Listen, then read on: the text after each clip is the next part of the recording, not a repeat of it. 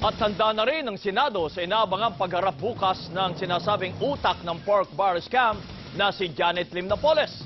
Hindi naman inaalis ng ilang senador ang posibilidad na wala namang makukuhang impormasyon kay Napoles. Nagpapatrol si Ron Gagalak.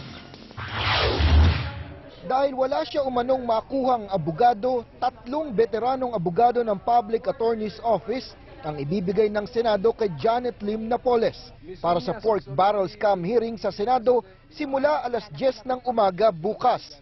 Pero pwede itong tanggihan ni Napoles dahil nakasaad sa Senate rules at sa konstitusyon na karapatan ng isang akusado ang kumuha ng abogadong gusto niya.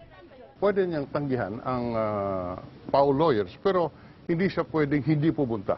Pwedeng tanungin siya, pero pwede niya rin sabihin, hindi ko po ba sagot yan dahil wala akong abogado. May be covered by the rule against self-incrimination.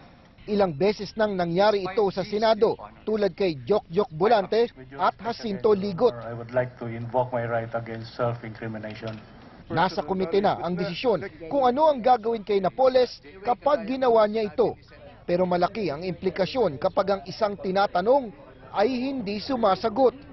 Sa rules and evidence na admission by silence, kung saan kung may tinanong sa'yo o may inakusa sa'yo na natural, dapat itanggi mo agad kung yan talaga ay hindi totoo. Hindi naman niya ginawa. Instead, nag-invoke siya ng right to remain silent o right against self-incrimination. Malayang pwedeng maghusga ang sino mang nanonood nun na mukhang guilty. Kanina pinlansya na ang mga huling preparasyon para sa inaabangang testimonya. Nag-dry run ang security convoy mula sa Laguna. Nilatag na rin ang silyang uupuan ni Napoles sa session hall.